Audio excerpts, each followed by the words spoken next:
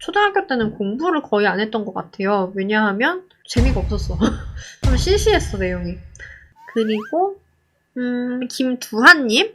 선생님, 제 전상대도 그런 경험이 있어서 주변 사람들과의 관계도 많이 어려워하고 이야기하는 것도 무서워하는 것 같은데 선생님께서 극복하시게 된 계기라든지 방법이 있을까요? 라고 해주셨어요. 그런 경험이라는 게 왕따 경험인가 봐요. 그쵸? 저 같은 경우는 좀 약간 사실 특이한 경우인데 뭐 다들 특이하겠죠? 왕따 경험이 있으신 분들은 다 개성이 충만하신 분일 거라고 생각을 해요. 우선은 저 같은 경우는요. 초등학교 6학년 때까지 사회성이 없었어요. 사회성이 전혀 없어가지고 친구가 없는데 친구가 없다는 거에 대한 문제점을 느끼지 못했어요. 그리고 왕따를 당하니까 그건 불편했죠?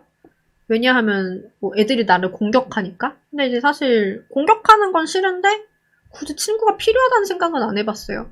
근데 그건 그런 면도 있는 것 같은 게 제가 어릴 때는 그러니까 초등학생 때는 좀 학교에서 배우는 내용들이 이런 말을 하면 잘난 척 같지만 좀 시시했어요. 제가 초등학교 들어가기 전 미취학 아동일 때부터 저는 작가가 꿈이었던 사람이거든요. 이미 저는 글을 좋아하고 책을 좋아하는 사람이었고 나도 이런 책을 내고 싶다, 고전을 만들고 싶다라는 꿈이 있었어요. 물론 이렇게까지 정형화된 이런 언어로 표현을 할 만한 꿈은 아니었지만 그때 당시엔 제가 읽었던 책들이 주로 동화니까 동화 작가가 되고 싶다라는 생각을 되게 많이 했어요. 그래서 나 같은 어린이들에게 꿈과 희망을 주는 그런 동화 작가가 되고 싶다라는 생각을 저는 이미 어릴 때 6살, 7살 때 했어요. 그 상태에서 초등학교를 갔는데 그때 읽고 있었던 책들이나 그런 걸 봤을 때 초등학교 때부터도 교과서라든지 이런 게 제가 읽는 책들에 비해서 수준이 낮았어요. 그러다 보니까 사실은 좀 초등학교 때는 공부를 거의 안 했던 것 같아요. 왜냐하면 재미가 없었어.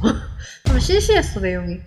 근데 이제 제가 발표하는 걸 되게 좋아했는데 선생님이 뭐 이렇게 수업을 하다 보면은 뭐 발표를 시키잖아요.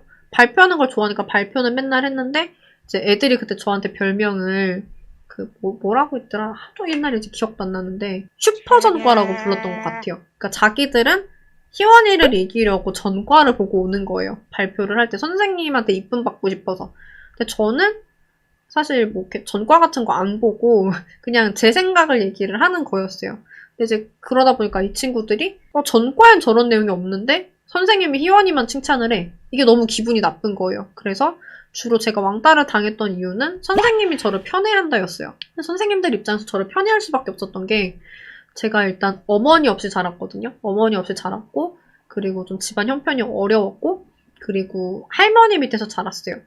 그러다 보니까 그리고 또 친구들하고도 약간 잘 못 어울리는 모습 보이고 그리고 제가 뭐 쉬는 시간이나 이럴 때 항상 책을 읽고 있으니까 그리고 발표도 되게 열심히 하고 뭐 물어보면 다 똑똑하게 하고 그러니까 선생님들 입장에서는 좀 이쁜 애였을 것 같아요. 그런데 그러다 보니 이제 그 아이들은 학교에서 되게 인정받고 싶어 하잖아요. 분명히 아이들이 봤을 땐 제가 자기보다 못한 애였을 거예요. 뭐 엄마도 없고 어릴 땐 저는 거의 꾸미지 않고 다녔거든요. 할머니가 그냥 챙겨주는 옷을 입고 학교에 갔는데 옷도 좀 약간 내가 봤을 때 못 입는 애 같고 일단 친구도 없고 그러다 보니까 좀 애들이 봤을 때는 쟤는 나보다 못한 애 같은데 근데 너무 선생님이 쟤만 편애를 하니까 그게 기분이 나빴던 것 같아요.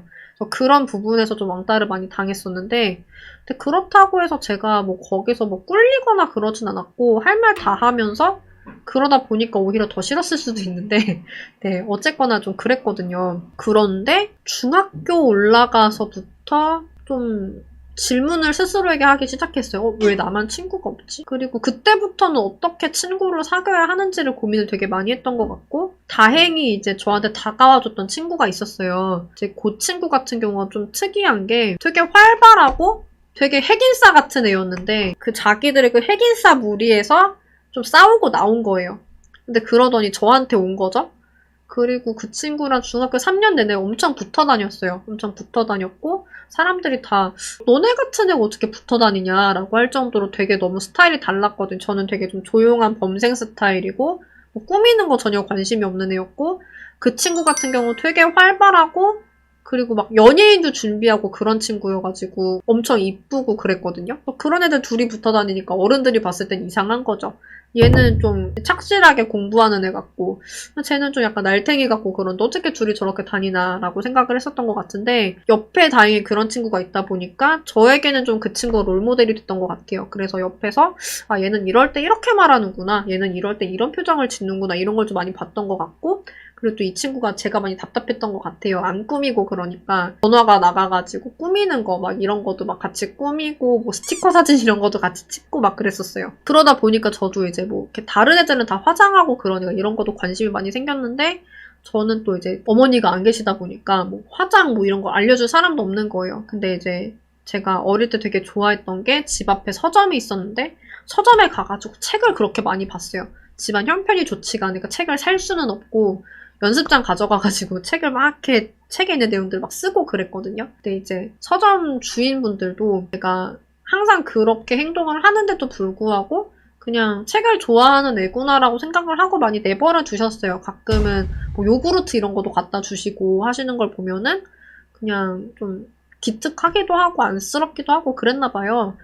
그래서 어쨌거나 근데 그 중학생 때 당시에는 그때 많이 꽂혀 있었던 게 커뮤니케이션, 화법, 인간관계, 대인관계, 그리고 여성 잡지 이런 걸 되게 많이 봤어요.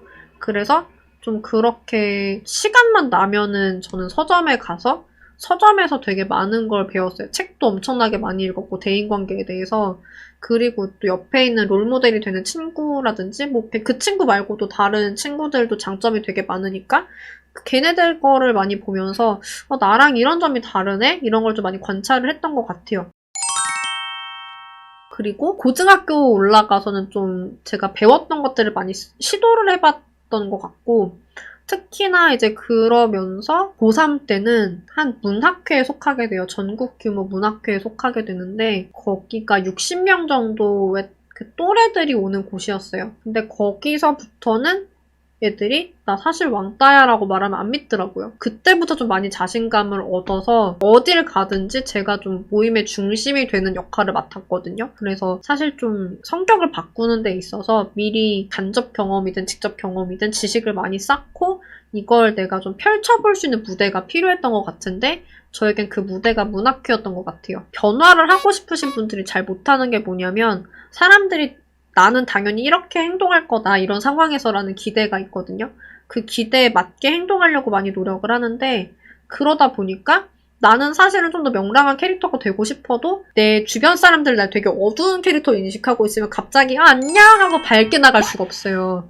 그렇기 때문에 좀 이런 분들 같은 경우에 내가 어느 정도 좀 이제는 밝은 행동을 할 수 있게 됐다. 내가 좀 그런 거에 대해서 하고 싶은 그런 욕망이나 의지나 뭐 이런 건 있다라고 하면은 이걸 표현을 할 수 있는 나를 모르는 사람들 앞에 가야 돼요. 나를 모르는 사람들 앞에서 내가 마치 내가 생각했던 그 롤모델 같은 존재인 것처럼 일단 행동을 한번 해보는 거죠.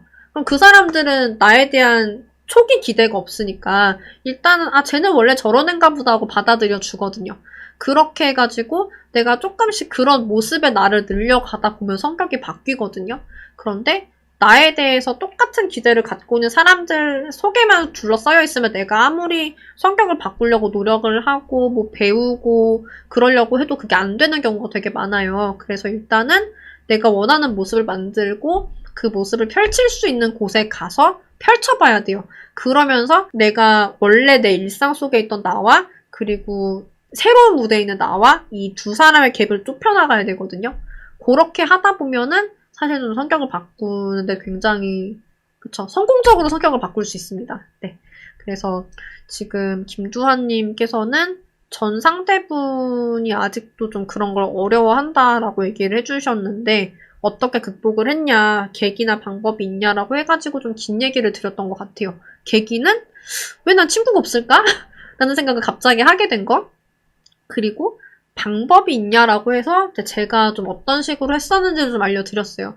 중요한 거는 롤모델을 우선 설정을 하고 그리고 그 사람들의 좋은 모습들을 내가 복사할 준비를 하고 그런 다음에 복사한 거를 붙여넣기 할 수 있는 곳을 찾아라 라고 말씀을 드리고 싶어요. 그래서 지금 김두환님이 우리 방송에 와가지고 또 전 여자친구겠죠? 전 애인분 걱정돼가지고 이럴 땐 어떻게 해야 되냐라는 걸 좀 질문을 하러 오셨는데 그분이 참 그쵸? 좋은 분을 만났는데 이별하고도 이렇게 신경 써주고 챙겨주고 네가 잘 됐으면 좋겠다라고 생각을 하는 사람을 만났는데 지금은 이별을 한 상태잖아요. 잘 됐으면 좋겠네요. 그냥 혼자서 저렇게 힘들어하는 것보단 옆에서 저렇게 얘가 행복했으면 좋겠다고 끌어주는 사람이 있으면 얼마나 좋아요. 김두한님이 정말 그분에게도 좋은 사람인 것 같은데 꼭 제가 됐으면 좋겠어요. 응원 드릴게요. 네, 다들 잘 되시기를 응원 드리겠습니다. 오늘은 그럼 여기서 마치고요, 여러분. 여러분들이랑 같이 얘기할 수 있어가지고 저도 너무 반가웠고요. 오늘 여기서 마치도록 하죠. 여러분들의 행복한 연애와 결혼 생활을 응원 드리겠습니다.